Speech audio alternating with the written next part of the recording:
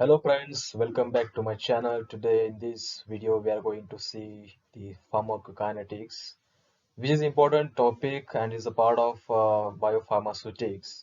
So starting with definition of pharmacokinetics, so it is a quantitative study of drug absorption, distribution, metabolism and excretion and their mathematical relationship. When you see word pharmacokinetic, then only one word should comes in your mind is ADM.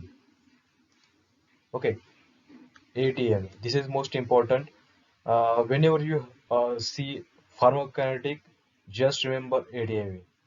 Study of ADME is called as pharmacokinetics. What is mathematical relationship? So we know that we have that graph, plasma drug concentration versus time. Here we say concentration. Here we is time, and we have the kind of graph. This is graphs. Let's say for example, we have two levels, this one and this one. This level is maximum effective concentration. This is maximum safe concentration. This part is toxic concentration. If our drug belongs to this category, then we can get our desired effect. If our drug goes beyond this maximum safe concentration, then there will be toxic effects, and if our drug shows effects in this region, then there will not be any effect in our body. So this is what I have to say mathematical relationship. So this definition is very simple. You can remember just by word ADME, and in that we can remember short meaning of pharmacokinetics means what the body does to the drug. When we take drug inside, inside the body, then what happens to that drug? What body reacts to that drug? This is pharmacokinetics. Now we'll see these process, these four phases one by one. Absorption means what in bloodstream. So when we take drug through various routes, then it will enter in the bloodstream. Let's say, for example, if we take a tablet through oral route, then it will absorb in the small intestine. In it will absorb in the enter in the bloodstream. So similarly, if we give an IV infusion, IV injection, then it will directly enter in the bloodstream, which has 100% bioavailability. So drug comes in the bloodstream. So next phase is distribution. When a drug comes in bloodstream, it has to be distributed throughout our body for its action. So it is distributed to each and every cell, to each tissue. When it distributed to everywhere, then next phase comes metabolism. So with the help of various enzymes in the liver or in the body, it is metabolized, and we are seeing action, and whatever byproducts are remaining means that drug should be eliminated at the end. Then this phase comes elimination through excretory organs. That drug will be eliminated. First is absorption. Drug absorbs from site of administration to the bloodstream.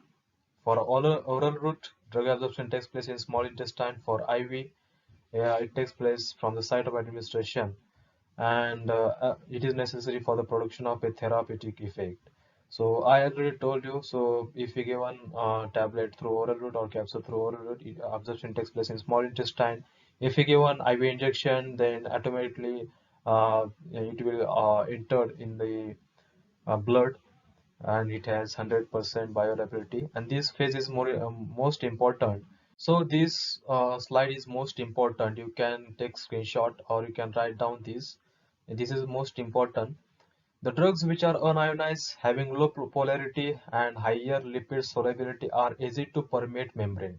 So what does it mean? So the drugs which are unionized in state, low polarity and higher lipid solubility, are easily absorbed in the blood, easily permeates membrane. So it is easily permeates membrane, so it can distribute easily, absorb easily. So this sentence is most important. And opposite to that, if drugs which are ionized, high polarity, low solubility, are difficult to permeate membrane, because our membrane is lipophilic. means membrane contains lipids. So if we given drug which is higher lipid content, then it can easily permeate membrane, it can easily absorb. So for absorbing to permeate membrane, this is the criteria every drug every molecule should possess. It should be unionized, having low polarity, higher lipid solubility. Okay, so these three are most important. Next phase is distribution, the movement of drug from the blood to the tissue. So when absorption takes place, then what will happen?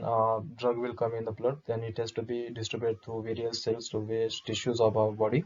So movement of drug from blood to tissue is known as distribution. That's it. Reversible transfer of drug between one compartment to another. That reversible transfer means it is open process. A drug can easily go from one compartment to another. Distribution is a passive process for which driving force is concentration gradient between blood and extravascular tissues. So it is a passive process. Okay, means it does not require any energy, and uh, how it happens. So driving force required for this distribution is concentration gradient between blood and extravascular tissue. So pharmacological action of drug depends upon its concentration at the site of action. More the concentration, more will be the action, more will be the effect. So thus distribution plays an important role in onset of action, intensity of action, and duration of action. Next is metabolism. So what is metabolism? Metabolism is nothing but the chemical changes in the drug. That's it. Chemical alteration of drug inside living organism with the help of enzymes. So we know we have lots of enzymes in the liver. In fact, liver is a factory of enzymes. So chemical alteration of drug inside living organism with the help of enzymes, it is metabolism. So what is biotransformation? Biotransformation is the chemical alteration of drug in the body. The process of metabolism transfers lipophilic drug into more polar, hydrophilic, and readily excretable products. So our drug was lipophilic because our membranes are lipophilic in nature. It should unionized instead. Unionized drugs will be absorbed in the body. So what actual metabolism does is it transforms lipophilic drugs into more polar, hydrophilic, and readily excretable products.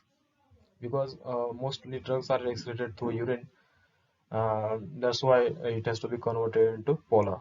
And these are the side of metabolism. So these are liver, gastrointestinal tract, plasma, lungs, skin, nasal mucosa, kidney, and others. Uh, Decreasing order of drug metabolism ability of various organs are. This is not so important, but if you are preparing for JPAT type of examination or any MCQ based examination, then it is important. You can take a screenshot of this content. So decreasing order of drug metabolism, skin, then adrenal, placenta, kidneys, lungs, and more is liver. So liver has more drug metabolism as compared to skin. Skin has lowest. Consequences of biotransformation. So these are the consequences. Inactive metabolite from an active drug. Active metabolite from an active drug. Active metabolite from an inactive drug. So this is what happens when biotransformation happen. So meta from active drug, inactive metabolite will be formed. There will be some changes. Active metabolite will be formed from active drug. From inactive, active metabolite will be formed. In case of dopamine, we are giving L-dopa, and it is then converted into dopamine to show effect in the CNS. So next is phases of metabolism. There are two phases, phase 1 and phase 2. This is also important. Phase 1 reactions and phase 2 reactions. So in phase 1 reactions, all the general reactions: oxidation, reduction, hydrolysis, cyclization, decyclation. In phase 2, glucuronide conjugation, acetylation, methylation, sulfate conjugation, glycine conjugation, glutathione conjugation. There is nothing much to explain, but you should remember this. These phase 1, phase 2 reactions are also important for exam point of view, also for GPAT. Next and last process in pharmacokinetic is excretion. Excretion is just removing of drug metabolite from the body. So process of removing unwanted substances from the body is known as excretion. So there are two ways through which excretion done. Mostly excretion done through kidneys. So renal excretion and non-renal excretion. Renal excretion means the excretion which happens through kidneys, or renal excretion, and non-renal means apart from kidneys, if there is excretion, then it is non-renal excretion. So in renal, we know kidney. In non-renal, these are the organs or ways are non-renal. These are lungs, biliary system, intestine, salivary glands, and sweat glands. Okay, thank you very much for watching this video till end. I hope you like this video. There is much more to explain, but this topic is so vast, so that I made this video as short as possible, and we will see remaining topics in upcoming videos. We will make separate videos, short videos, and our next video will be pharmacodynamic. So stay tuned. You can comment down uh, some topics that you want, so that I will make video on that, and share this channel with your friends. Share these videos with your friends. Thank you very much. Bye.